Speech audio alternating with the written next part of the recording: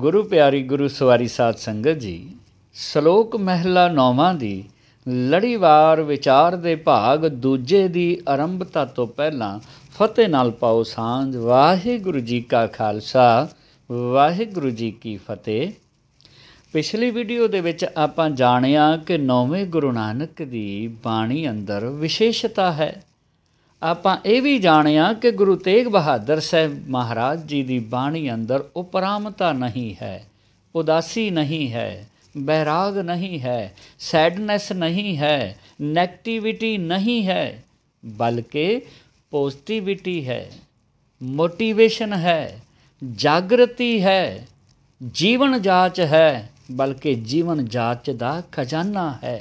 श्री गुरु ग्रंथ साहब जी दे page number 1426 ते सुभाईमान, भाव 1426 ते सुभाईमान नौवें महले दे सलोकां तो पहला मंगल दे दीदार करदे हां, दर्शन करदे हां, जिहदे अंदर मूल मंत्र दा संखेप रूप है एक ओंकार सत गुर प्रसाद। मूल मंत्र संपूर्ण आपां सारे जानते हाँ कि गुरु नानक साहब महाराज जी ने यह मूल मंत्र उचारण किया, एक ओंकार सत नाम करता पुरख निरभਉ निर्वैर अकाल मूरत अजूनी सैभं गुर प्रसाद। हुण इहदे विच श्री गुरु ग्रंथ साहब की बाणी अंदर एक ओंकार सत मूल मंत्र का फस्ट पार्ट पहला भाग ਅਤੇ मूल मंत्र का लास्ट पार्ट अखीरला शब्द गुर प्रसाद, ये दोनों लैके संधि करके इनू मंगल के रूप विच लिख दिता, एक ओंकार सत गुर प्रसाद। मेरे साहिब जी ने इत्थे एक जिहड़ा है गिणती वाला लिखिया है, ईड़ी नू सिहारी ते कक्का एक नहीं लिखिया, क्योंकि ईड़ी नू सिहारी ते कक्का भी एक बनता है। पर ख्याल करना, जदों ईड़ी नू सिहारी ते कक्का एक जिहड़ा लिखदे आ ना, इस एक दे होर भी अर्थ बन जाते हैं, इस एक दे मीनिंग कई बन जाते हैं। एक इहो जिहा, एक ओहो जिहा, एक आ करदा है, एक ओ करदा है। इस वास्ते ये एक ईड़ी नू सिहारी अदक ते कक्के वाला जिहड़ा एक है ना, ये एक नू जदों कन्वर्ट करदे आ किसी होर भाषा विच, उत्थे भी ये अर्थ चेंज हो जाते हैं, ये मीनिंग चेंज हो जाते हैं, बदल जाते हैं अर्थ। जिमें आपां पंजाबी दे विच किसी एक सीट वाली गड्डी की गल करिए, वाहन की गल करिए भी एक सीट वाला वाहन, तो जदों इंग्लिश विच इहनूं कहना होवेगा तो सिंगल सीटर। हुण एक दी जगह ते सिंगल आ गया, एक दी जगह ते सिंगल आ गया। इधर असी एक बंदा कहने तो उधर सिंगल मैन कह दिंने। एक जड़ा ईड़ी नू सिहारी ते कक्के नाल है ना, उहदा मीनिंग इंग्लिश दे विच जाके सिंगल बन गया है ना, तो मीनिंग बदल गया ना। होर भाषावां विच वखरे वखरे इहदे अर्थ निकल सकते हैं, पर हाँ जदों गिणती वाला एका होवेगा, कोई भी दुनिया की भाषा लै लिओ, वो गिणती वाले एके दा मीनिंग नहीं बदलदा, ਉਹਦਾ अर्थ नहीं बदलता, ਉਹਦਾ अर्थ एक ही रहिंदा है। भाव मेरे सतगुरु कहते ने एक है वो मैं ते तुसी, ये सारा पसारा उसे दा है। भाव के दूजा कोई है ही नहीं, असी उसे दा ही पार्ट हाँ। जिमें बीज बोड़ बन जाता है ना, इसे तरह मालिक ने ही एक ने ही अनेकता का रूप धारण किया होया है। इस वास्ते दूजा नहीं कोई, एक ही है, दूजा लिया ही ना कोई, नेड़े तेड़े भी नहीं। एक है वो जिहड़ा सत है, जिहड़ा अटल है, ते गुरु की किरपा दे नाल गुर प्रसाद, गुरु की किरपा दे नाल उहदा मिलाप हुंदा है। गुरु की किरपा नाल ही उस अटल दे नाल सच दे नाल सांझ बन जाती है। अगे है सलोक महला नौवां। महला नौवां तो भाव है गुरु नानक दा नौवां शरीर, नौवीं काया। श्री गुरु ग्रंथ साहब के अंदरों जदों आपां पढ़दे हां ते महला दा अर्थ काया है, महला दा अर्थ शरीर है। गुरबाणी ग्रैमर अनुसार इहदा उचारण महला है। ਜਿਹੜੇ ਗੁਰਬਾਣੀ ਗ੍ਰਾਮਰ ਗੁਰਬਾਣੀ ਵਿਆਕਰਣ ਜਾਣਦੇ ਨੇ ਉਹਨਾਂ ਨੂੰ ਪਤਾ ਹੈ ਇਹਦਾ ਉਚਾਰਨ ਮਹਿਲਾ ਹੈ, ਪਰ ਪ੍ਰਚਲਿਤ ਮਹੱਲਾ ਕੀਤਾ ਜਾਂਦਾ ਹੈ ਜੋ ਸ਼ੁੱਧ ਨਹੀਂ ਹੈ। ਇਹਦਾ ਉਚਾਰਨ ਮਹਿਲਾ ਹੀ ਹੋਣਾ ਚਾਹੀਦਾ ਹੈ। ਸੋ ਸ਼ਲੋਕ ਮਹਿਲਾ 9ਵਾਂ ਤੋਂ ਭਾਵ 9ਵੇਂ ਗੁਰੂ ਨਾਨਕ ਮਹਾਰਾਜ ਜੀ ਦੇ ਸ਼ਲੋਕ ਹਨ।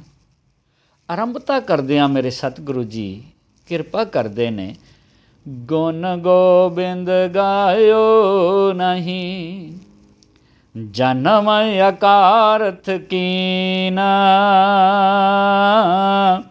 ਕਹੋ ਨਾਨਕ ਹਰ ਭਜ ਮਨਾ, ਜਿਹ ਬਿਦ ਜਲ ਕਉ ਮੀਨਾ। ਸਾਹਿਬ ਕਹਿੰਦੇ ਗੁਣ ਗੋਬਿੰਦ ਗਾਇਓ ਨਹੀਂ। ਗੋ ਕਹਿੰਦੇ ਨੇ ਅਰਥ ਨੂੰ, ਗੋ ਕਹਿੰਦੇ ਨੇ ਧਰਤੀ ਨੂੰ। ਗੋਬਿੰਦ ਧਰਤੀ ਦਾ ਮਾਲਕ, ਧਰਤੀ ਦਾ ਰਖਵਾਲਾ, ਧਰਤੀ ਦਾ ਪਾਲਣਹਾਰ।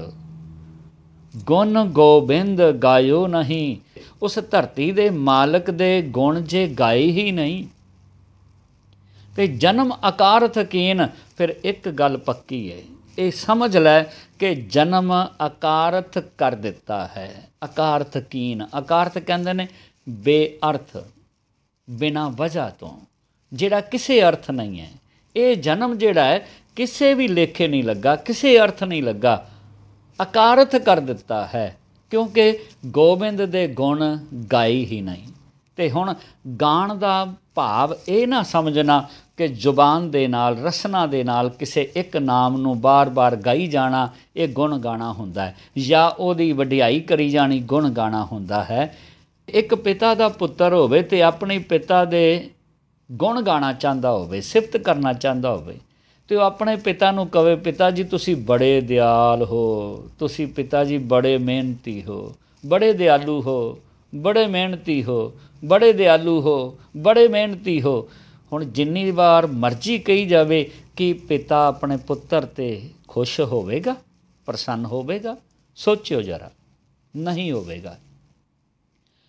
ਜੇ ਇਹਦੇ ਤੋਂ ਅਗਲਾ ਸਟੈਪ ਲਵੇ ਕਿ ਪਿਤਾ ਨੂੰ ਕਹਿਣ ਦੀ ਬਜਾਏ ਦੁਨੀਆ ਨੂੰ ਕਹਿਣ ਲੱਗ ਜਾਵੇ, ਲੋਕਾਂ ਨੂੰ ਕਹਿਣ ਲੱਗ ਜਾਵੇ, ਆਲੇ ਦੁਆਲੇ ਨੂੰ ਆਖੇ ਮੇਰੇ ਪਿਤਾ ਜੀ ਬੜੇ ਮਿਹਨਤੀ ਨੇ, ਮੇਰੇ ਪਿਤਾ ਜੀ ਬੜੇ ਦਿਆਲ ਨੇ, ਮੇਰੇ ਪਿਤਾ ਜੀ ਬੜੇ ਮਿਹਨਤੀ ਨੇ, ਮੇਰੇ ਪਿਤਾ ਜੀ ਬੜੇ ਦਿਆਲ ਦਿਆਲ ਦਿਆਲ ਦਿਆਲ, ਮਿਹਨਤੀ ਮਿਹਨਤੀ ਮਿਹਨਤੀ ਮਿਹਨਤੀ, ਇਹ ਸਾਰਾ ਕੁਝ ਆਖੀ ਜਾਵੇ, ਸੁਣਾਈ ਜਾਵੇ, ਆਪਣੇ ਪਿਓ ਦੀ ਸਿਫਤ ਕਰੀ ਜਾਵੇ, ਲੋਕ ਕੀ ਉਹਦੇ 'ਤੇ ਫਖਰ ਕਰਨਗੇ?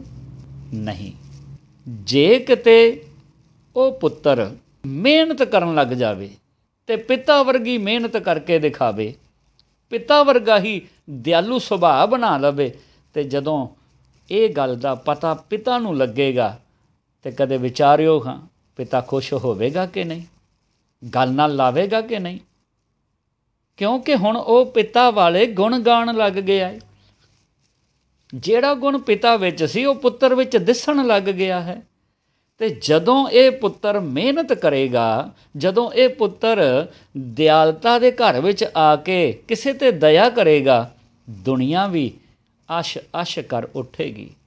ਦੁਨੀਆ ਵੀ ਕਹੇਗੀ ਵਾਹ, ਜਿਹੋ ਜਿਹਾ ਪਿਤਾ ਉਹੋ ਜਿਹਾ ਪੁੱਤਰ। ਸੁਣਿਆ ਨਾ ਕਈ ਵਾਰੀ ਜਮਾ ਪਿਓ 'ਤੇ ਗਿਆ, ਅਤੇ ਕਈ ਤਾਂ ਇਹੋ ਜਿਹੇ ਨੇ ਜਿਹੜੇ ਨਾਮ ਹੀ ਪਿਓ ਵਾਲਾ ਦੇ ਦਿੰਦੇ ਨੇ। ਨਾਮ ਉਹਦਾ ਬੱਚੇ ਦਾ ਹੋਰ ਹੁੰਦਾ ਹੈ। ਪਿਓ ਦਾ ਨਾਮ ਮੰਨ ਲਓ ਇੱਕ ਕਰਤਾਰ ਸਿੰਘ ਹੈ ਨਾ, ਅਤੇ ਪੁੱਤਰ ਦਾ ਨਾਮ ਕੋਈ ਹੋਰ ਹੈ, ਪਰ ਦੁਨੀਆ ਜਦੋਂ ਉਹਦੇ ਕੰਮਾਂ ਵੱਲ ਵੇਖਦੀ ਹੈ ਕਿ ਪਿਤਾ ਦੇ ਗੁਣ ਗਾ ਰਿਹਾ, ਪਿਤਾ ਵਾਲਾ ਕੰਮ ਕਰ ਰਿਹਾ, ਅਤੇ ਕਹਿੰਦੇ ਨੇ ਇਹ ਤਾਂ ਦੂਜਾ ਕਰਤਾਰ ਹੀ। ਅਤੇ ਕਈ ਕਹਿ ਦਿੰਦੇ ਨੇ ਛੋਟਾ ਕਰਤਾਰ, ਆਹ ਤਾਂ ਛੋਟਾ ਕਰਤਾਰ ਸਿੰਘ ਆ ਗਿਆ। ਦੁਨੀਆ ਜਿਹੜੀ ਹੈ ਕਿਉਂ ਕਹਿ ਰਹੀ ਹੈ ਇਹ ਛੋਟਾ ਕਰਤਾਰ ਹੈ ਜਾਂ ਇਹ ਦੂਜਾ ਕਰਤਾਰ ਸਿੰਘ ਆ ਗਿਆ ਹੈ? ਕਿਉਂਕਿ ਉਹਨੇ ਪਿਤਾ ਵਾਲੇ ਗੁਣ ਗਾਏ ਹਨ। ਗਾਣਾ ਕੀ ਹੈ? ਗਾਣਾ ਹੈ ਜੀਵਨ ਵਿੱਚ, ਲਾਈਫ ਦੇ ਵਿੱਚ ਅਪਲਾਈ ਕਰਨਾ। ਉਹਨੇ ਆਪਣੇ ਪਿਤਾ ਵਾਲੇ ਗੁਣ ਅਪਲਾਈ ਕਰ ਲਏ ਅਤੇ ਪਿਤਾ ਦੇ ਗੁਣ ਗਾਣੇ ਸ਼ੁਰੂ ਕਰ ਦਿੱਤੇ। ਅਤੇ ਜੇ ਮੈਂ ਗੋਡਲੀ ਵਰਚੂਸ, ਡਿਵਾਈਨ ਵਰਚੂਸ ਲਾਈਫ ਦੇ ਵਿੱਚ ਅਪਲਾਈ ਕਰਦਾ ਹਾਂ, ਪ੍ਰੈਕਟੀਕਲ ਅਪਲਾਈ ਕਰਦਾ ਹਾਂ, ਅਤੇ ਮੈਂ ਗੁਣ ਗਾ ਰਿਹਾ ਹਾਂ, ਅਤੇ ਜੇ ਮੇਰੇ ਜੀਵਨ ਵਿੱਚ ਉਹ ਅਪਲਾਈ ਨਹੀਂ ਨੇ, ਮੇਰੇ ਜੀਵਨ ਵਿੱਚ ਉਹ ਗੁਣ ਲਾਗੂ ਹੀ ਨਹੀਂ ਹੈ, ਤੇ ਫਿਰ ਮੈਂ ਗੁਣ ਥੋੜ੍ਹੀ ਗਾ ਰਿਹਾ। ਜ਼ੁਬਾਨ ਨਾਲ ਜਿੰਨਾ ਮਰਜ਼ੀ ਆਖੀ ਜਾਵਾਂ, ਕਹੀ ਜਾਵਾਂ ਦਿਆਲ ਦਿਆਲ ਦਿਆਲ ਦਿਆਲ, ਪਰ ਉਹ ਗੁਣ ਗਾਣਾ ਨਹੀਂ ਹੈ।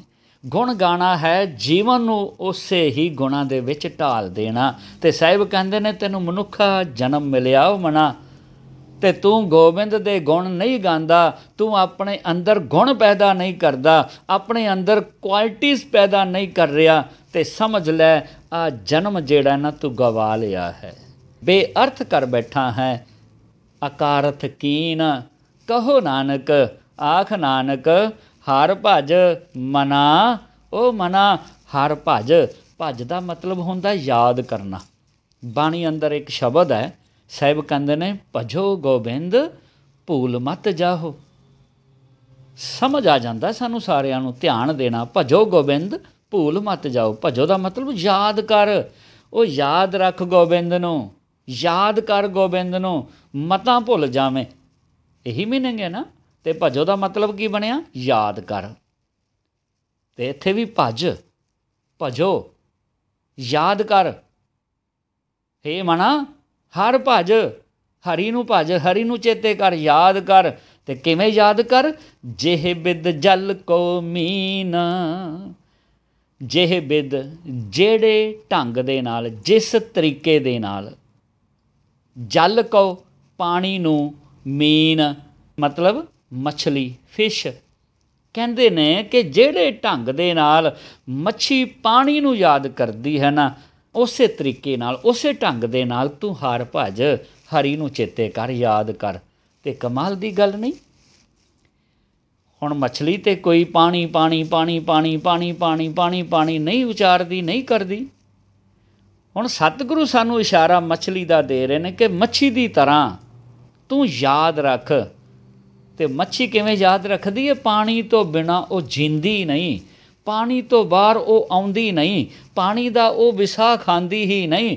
ਇੱਕ ਪਲ ਕੀ, ਇੱਕ ਨਿਮਖ ਵੀ ਕਿਤੇ ਪਾਣੀ ਤੋਂ ਵੱਖ ਹੋਵੇ ਅਤੇ ਤੜਫਦੀ ਹੈ, ਉਹਨੂੰ ਪਾਣੀ ਚੇਤੇ ਆ ਜਾਂਦਾ ਅਤੇ ਪਾਣੀ ਵਿੱਚ ਹੀ ਚਲੀ ਜਾਂਦੀ ਹੈ। ਉਹ ਬਾਹਰ ਟਿਕਦੀ ਨਹੀਂ, ਰਹਿ ਹੀ ਨਹੀਂ ਸਕਦੀ, ਕਿਉਂਕਿ ਪਾਣੀ ਉਹਦਾ ਜੀਵਨ ਹੈ। ਉਹ ਜਿੰਦੀ ਤਾਂ ਜੇ ਪਾਣੀ ਹੈ ਤਾਂ। ਅਤੇ ਸਾਹਿਬ ਕਹਿੰਦੇ ਤੇਰਾ ਜੀਵਨ ਵੀ ਇਸ ਤਰ੍ਹਾਂ ਦਾ ਹੋਵੇ ਕਿ ਜੇ ਸੱਚ ਨਾਲ ਸਾਂਝ ਹੈ ਅਤੇ ਤੇਰਾ ਜੀਵਨ ਹੈ, ਅਤੇ ਜੇ ਸੱਚ ਨਾਲ ਟੁੱਟੇ ਤਾਂ ਮੌਤ ਹੈ। ਜਿਵੇਂ ਗੁਰੂ ਨਾਨਕ ਸਾਹਿਬ ਕਹਿੰਦੇ ਆਖਾਂ ਜੀਵਾਂ ਵਿਸਰੈ ਮਰ ਜਾਉ। ਜੇ ਤੈਨੂੰ ਰੱਬ ਭੁੱਲ ਜਾਏ ਤਾਂ ਮੌਤ ਹੋ ਜਾਵੇ, ਆਤਮਕ ਮੌਤ। ਤੇਰਾ ਜੀਵਨ ਇਹੋ ਜਿਹਾ ਬਣ ਜਾਏ। ਇਸ ਵਾਸਤੇ ਸਾਹਿਬ ਨੇ ਮੱਛੀ ਵੱਲ ਇਸ਼ਾਰਾ ਕੀਤਾ ਹੈ ਕਿ ਜਿਵੇਂ ਮੱਛੀ ਪਾਣੀ ਨੂੰ ਚੇਤੇ ਰੱਖਦੀ ਹੈ, ਤੂੰ ਸੱਚ ਨੂੰ, ਉਸ ਹਰੀ ਨੂੰ, ਨਿਰੰਕਾਰ ਪ੍ਰਭੂ ਪਰਮਾਤਮਾ ਨੂੰ ਯਾਦ ਰੱਖ, ਯਾਦ ਕਰ। ਭਾਵ ਕਿ ਜਿਵੇਂ ਮੱਛੀ ਦਾ ਜੀਵਨ ਪਾਣੀ ਹੈ, ਇਸੇ ਤਰ੍ਹਾਂ ਤੇਰਾ ਜੀਵਨ ਉਸ ਹਰੀ ਪਰਮਾਤਮਾ ਦੇ ਗੁਣ ਬਣ ਜਾਣ, ਉਹ ਹਰੀ ਬਣ ਜਾਏ, ਉਹ ਸੱਚ ਹੀ ਬਣ ਜਾਏ, ਜਿਹੜਾ ਆਦਿ ਸੱਚ ਜੁਗਾਦ ਸੱਚ ਹੈ। ਪਰ ਹੋਇਆ ਇਹਦੇ ਉਲਟ। ਹੋਇਆ ਕੀ ਹੈ? ਜਿਹੜੀ ਪ੍ਰੀਤ, ਜਿਹੜਾ ਪਿਆਰ, ਜਿਹੜਾ ਢੰਗ ਸੱਚ ਵਾਸਤੇ ਵਰਤਣਾ ਚਾਹੀਦਾ ਸੀ ਨਾ, ਉਹ ਪ੍ਰੀਤ, ਉਹ ਪਿਆਰ ਮੇਰਾ ਵਿਖਿਆਨ ਦੇ ਨਾਲ ਲੱਗ ਗਿਆ ਹੈ, ਜ਼ਹਿਰੀਲੇ ਪਦਾਰਥਾਂ ਦੇ ਨਾਲ ਲੱਗ ਗਿਆ ਹੈ।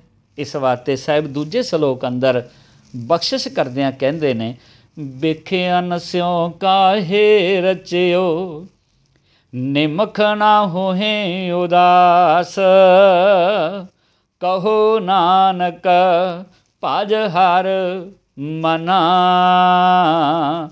ਪਰੈ ਨਾ ਜਮ ਕੀ ਫਾਸ।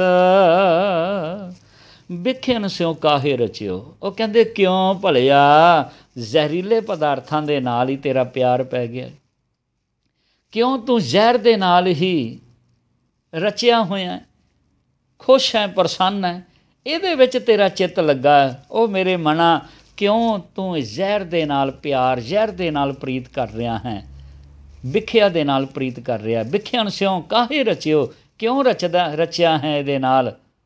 ਨਿਮਖ ਨਾ ਹੋਏ ਉਦਾਸ, ਕਹਿੰਦੇ ਇੱਕ ਨਿਮਖ ਵਾਸਤੇ ਵੀ ਇੱਧਰੋਂ ਉਦਾਸ ਨਹੀਂ ਹੁੰਦਾ। ਆ ਵੇਖਿਓ ਹੁਣ ਮੱਛੀ ਵਾਲੀ ਪ੍ਰੀਤ ਤੇ ਚਾਹੀਦੀ ਸੀ ਉੱਥੇ। ਮੱਛਲੀ ਇੱਕ ਨਿਮਖ ਪਾਣੀ ਵੱਲੋਂ ਉਦਾਸ ਨਹੀਂ ਹੁੰਦੀ, ਪਾਣੀ ਨਾਲੋਂ ਵਿਛੜਦੀ ਨਹੀਂ, ਪਰ ਤੂੰ ਰਸਾਂ ਕਸਾਂ ਦੇ ਨਾਲੋਂ ਇੱਕ ਨਿਮਖ ਵੀ ਵਿਛੜਦਾ ਹੀ ਨਹੀਂ, ਰਸਾਂ ਕਸਾਂ ਨੂੰ ਛੱਡਦਾ ਹੀ ਨਹੀਂ। ਕਦੇ ਵਿਚਾਰਿਆ ਤੁਸੀਂ ਸਿਨੇਮਾ ਵਿੱਚ ਥੀਏਟਰ ਦੇ ਵਿੱਚ ਬੈਠੇ ਹੋਏ 3 ਘੰਟੇ ਦੀ ਪਿਕਚਰ ਵੇਖ ਕੇ ਬੰਦਾ ਬਾਹਰ ਨਿਕਲਦਾ ਕਹਿੰਦਾ 3 ਘੰਟੇ ਪਤਾ ਹੀ ਨਹੀਂ ਕਿਵੇਂ ਬੀਤ ਗਏ ਜੀ। ਮਤਲਬ ਕਿ ਸਮਾਂ ਫਟਾਫਟ ਲੰਘ ਜਾਂਦਾ ਹੈ ਅਤੇ ਇੱਕ ਨਿਮਖ ਵਾਸਤੇ ਬੰਦਾ ਉਦਾਸ ਨਹੀਂ ਹੁੰਦਾ, ਬੋਰ ਨਹੀਂ ਹੁੰਦਾ। ਕਲੱਬ ਚਲੇ ਜਾਓ ਤਾਂ ਇਹੀ ਹਾਲ ਹੈ, ਗੇਮਾਂ ਖੇਡ ਲਓ, ਤਾਸ਼ਾਂ ਵੇਖ ਲਓ, ਉੱਥੇ ਵੀ ਇਹੀ ਹਾਲ ਹੈ, ਨਿਮਖ ਨਾ ਹੋਏ ਉਦਾਸ। ਪਰ ਜਦੋਂ ਸੱਚ ਦੀ ਵਿਚਾਰ ਹੁੰਦੀ ਹੋਵੇ, ਜਦੋਂ ਕਿਤੇ ਗੁਰੂ ਦੀ ਵਿਚਾਰ ਹੁੰਦੀ ਹੋਵੇ, ਜਦੋਂ ਕਿਤੇ ਧਰਮ ਦੀ ਗੱਲ ਹੁੰਦੀ ਹੋਵੇ ਤਾਂ ਬੰਦਾ ਬਾਰ-ਬਾਰ ਟਾਈਮ ਵੱਲ ਦੇਖਦਾ, ਘੜੀ ਵੱਲ ਦੇਖਦਾ, ਬੋਰ ਹੋ ਰਿਹਾ, 5 ਮਿੰਟ ਵੱਧ ਵੀ ਬਰਦਾਸ਼ਤ ਨਹੀਂ ਕਰਦਾ। ਪਰ ਵਿਖਿਆਨ ਦੇ ਨਾਲ ਇੱਦਾਂ ਰਚਿਆ ਕਿ ਨਿਮਖ ਨਾ ਹੋਏ ਉਦਾਸ, ਉੱਥੇ ਬੋਰ ਹੁੰਦਾ ਹੀ ਨਹੀਂ, ਉੱਥੇ ਉਦਾਸ ਹੁੰਦਾ ਹੀ ਨਹੀਂ। ਇਹ ਰਸ ਅਤੇ ਕਸ ਛੱਡਦਾ ਹੀ ਨਹੀਂ, ਇਹ ਚਸਕੇ ਛੱਡਦਾ ਹੀ ਨਹੀਂ। ਇਸ ਵਾਸਤੇ ਸਾਹਿਬ ਕਹਿੰਦੇ ਇਹੋ ਜਿਹੀ ਪ੍ਰੀਤ ਤੇ ਸੱਚ ਨਾਲ ਕਰਨੀ ਸੀ, ਪਰ ਤੂੰ ਕਿਉਂ ਵਿਖਿਆਨ ਦੇ ਨਾਲ ਰਚ ਗਿਆ ਹੈ, ਕਿਉਂ ਝੂਠੇ ਪਦਾਰਥਾਂ ਦੇ ਨਾਲ ਤੇਰਾ ਪਿਆਰ ਪੈ ਗਿਆ ਹੈ। ਵਿਖਿਆਨ ਸਿਓ ਕਾਹੇ ਰਚਿਓ, ਨਿਮਖ ਨਾ ਹੋਏ ਉਦਾਸ। ਅਤੇ ਸਾਹਿਬ ਕਹਿੰਦੇ ਕਹੋ ਨਾਨਕ ਭਜ ਹਰ ਮਨਾ, ਆਖ ਨਾਨਕ ਇਸ ਮਨ ਨੂੰ ਓਏ ਮਨਾ ਭਜ ਹਰ, ਯਾਦ ਕਰ ਹਰੀ ਨੂੰ, ਚੇਤੇ ਕਰ ਉਸ ਨਿਰੰਕਾਰ ਨੂੰ, ਤਾਂ ਕਿ ਪਰੈ ਨਾ ਜਮ ਕੀ ਫਾਸ। ਫਾਸ ਤੋਂ ਭਾਵ ਹੈ ਫਾਂਸੀ। ਕਹਿੰਦੇ ਜਮਾਂ ਵਾਲੀ ਫਾਂਸੀ ਨਾ ਪੈ ਜਾਏ। ਜਮ ਤੋਂ ਭਾਵ ਵਿਕਾਰ, ਜਮ ਤੋਂ ਭਾਵ ਹੈ ਜਨਮ। ਆ ਮਨ ਬਾਰ-ਬਾਰ ਜੰਮਦਾ, ਜਦੋਂ ਵਿਕਾਰੀ ਹੋ ਜਾਂਦਾ ਹੈ, ਜਦੋਂ ਵਿਕਾਰੀ ਹੁੰਦਾ ਹੈ, ਲੋਭੀ ਹੋਇਆ ਤੇ ਕੁੱਤੇ ਵਾਲਾ ਜੀਵਨ ਜੀਂਦਾ ਹੈ, ਕੁੱਤੇ ਵਾਲਾ ਜੀਵਨ। ਜਦੋਂ ਇਹ ਕ੍ਰੋਧੀ ਹੋਇਆ ਤੇ ਕਈ ਵਾਰੀ ਸੱਪ ਵਾਲਾ ਜੀਵਨ ਜੀਂਦਾ ਹੈ, ਜ਼ਹਿਰ ਹੀ ਅੰਦਰ ਰੱਖਦਾ ਹੈ, ਡੰਗ ਹੀ ਮਾਰਦਾ ਹੈ। ਜਦੋਂ ਇਹ ਹੰਕਾਰੀ ਹੋ ਜਾਂਦਾ ਹੈ ਤੇ ਹਾਥੀ ਵਰਗਾ ਬਣ ਜਾਂਦਾ ਹੈ, ਕਾਮੀ ਹੋ ਜਾਵੇ ਹਾਥੀ ਵਰਗਾ ਹੋ ਜਾਂਦਾ ਹੈ। ਕਦੇ ਇਹ ਵਿਕਾਰ ਭੋਗਦਾ ਕਮਲਾ ਹੋ ਜਾਂਦਾ ਹੈ, ਮੂਰਖ ਬਣ ਜਾਂਦਾ ਹੈ ਤੇ ਗਧੇ ਵਾਲਾ ਜੀਵਨ ਜੀਂਦਾ ਹੈ। ਪਤਾ ਹੀ ਨਹੀਂ ਕਿੰਨੇ ਕੁ ਜਨਮਾਂ ਵਿੱਚੋਂ ਲੰਘਦਾ ਇਹ ਮਨ। ਇਸ ਵਾਸਤੇ ਸਾਹਿਬ ਕਹਿੰਦੇ ਨੇ ਇਹ ਜਨਮਾਂ ਦੀ ਫਾਂਸੀ ਹੈ, ਇਹ ਜਮਾਂ ਦੀ ਫਾਂਸੀ ਹੈ। ਇਹ ਵਿਕਾਰ ਹੀ ਜੰਮ ਨੇ ਜਿਹੜੇ ਤੈਨੂੰ ਜਨਮ ਨਵਾਂ ਦੇ ਦਿੰਦੇ ਨੇ ਅਤੇ ਬਾਰ-ਬਾਰ ਇਹ ਜੰਮਦਾ ਅਤੇ ਮਰਦਾ ਹੈ। ਸੁਖਮਨੀ ਸਾਹਿਬ ਦੀ ਬਾਣੀ ਅੰਦਰ ਬਚਨ ਆਉਂਦਾ ਹੈ ਨਾ ਕਿ ਜਬ ਇਹ ਜਾਣੈ ਮੈਂ ਕਿਛ ਕਰਤਾ, ਤਬ ਲਗ ਗਰਭ ਜੋਨ ਮੈਂ ਫਿਰਤਾ। ਜਿੰਨੀ ਦੇਰ ਇਹ ਬੰਦਾ ਮੈਂ ਕਰਦਾ ਨਾ, ਇੱਥੇ ਮਰਨ ਤੋਂ ਬਾਅਦ ਵਾਲੀ ਗੱਲ ਨਹੀਂ ਹੈ, ਇੱਥੇ ਤਾਂ ਜਿੰਦੇ ਜੀ ਮੈਂ ਜਿੰਨੀ ਦੇਰ ਮੈਂ ਕਰਦਾ ਹੈ ਨਾ, ਉਨੀ ਦੇਰ ਗਰਭ ਜੂਨੀਆਂ ਹੀ ਭੋਗਦਾ ਪਿਆ, ਉਨੀ ਦੇਰ ਬਾਰ-ਬਾਰ ਜੰਮਦਾ ਅਤੇ ਮਰਦਾ ਪਿਆ। ਇਸ ਵਾਸਤੇ ਸਾਹਿਬ ਕਹਿੰਦੇ ਨੇ ਕਿ ਉਹ ਭਲਿਆ ਜੇ ਹਰੀ ਨੂੰ ਭਜੇਗਾ, ਹਰੀ ਨੂੰ ਚੇਤੇ ਰੱਖੇਗਾ, ਯਾਦ ਕਰੇਗਾ ਨਾ, ਅਤੇ ਫਿਰ ਇਹ ਜਨਮਾਂ ਦੀ ਫਾਂਸੀ ਨਹੀਂ ਪਵੇਗੀ। ਪਰੇ ਨਾ ਜਮ ਕੀ ਫਾਂਸ, ਤੈਨੂੰ ਵਿਕਾਰਾਂ ਵਾਲੀ ਫਾਂਸੀ ਨਹੀਂ ਪਏਗੀ। ਭਾਵ ਤੈਨੂੰ ਵਿਕਾਰ ਆ ਕੇ ਨਹੀਂ ਘੇਰਣਗੇ। ਗੁਰੂ ਕਰਨ ਕਿਰਪਾ ਅਤੇ ਇਹ ਸਤਿਗੁਰੂ ਦੇ ਬਚਨ ਸਾਡੇ ਹਿਰਦੇ ਵਸ ਜਾਣ। ਅਸੀਂ ਆਪਣੇ ਜੀਵਨ ਨੂੰ ਇੱਕ ਨਵੀਂ ਸੇਧ, ਇੱਕ ਨਵਾਂ ਮੋੜ ਦੇ ਸਕੀਏ, ਚੰਗਾ ਅਤੇ ਸੋਹਣਾ ਇਨਸਾਨੀਅਤ ਵਾਲਾ ਜੀਵਨ ਜੀ ਸਕੀਏ, ਸਤਿਗੁਰ ਦੀ ਬਾਣੀ ਤੋਂ ਕੁਝ ਸਿੱਖ ਸਕੀਏ। ਅੱਜ ਵਾਸਤੇ ਇੰਨਾ ਹੀ ਪ੍ਰਵਾਨ। ਅਗਲੇ ਸਲੋਕਾਂ ਦੀ ਵਿਚਾਰ ਇਸੇ ਤਰ੍ਹਾਂ ਲੜੀਵਾਰ ਅਗਲੀ ਵੀਡੀਓ ਦੇ ਵਿੱਚ ਆਪ ਜੀ ਦੇ ਨਾਲ ਸਾਂਝ ਪਾਵਾਂਗੇ। ਹੋਈਆਂ ਭੁੱਲਾਂ ਦੀ ਖਿਮਾ। ਵਾਹਿਗੁਰੂ ਜੀ ਕਾ ਖਾਲਸਾ, ਵਾਹਿਗੁਰੂ ਜੀ ਕੀ ਫਤਿਹ।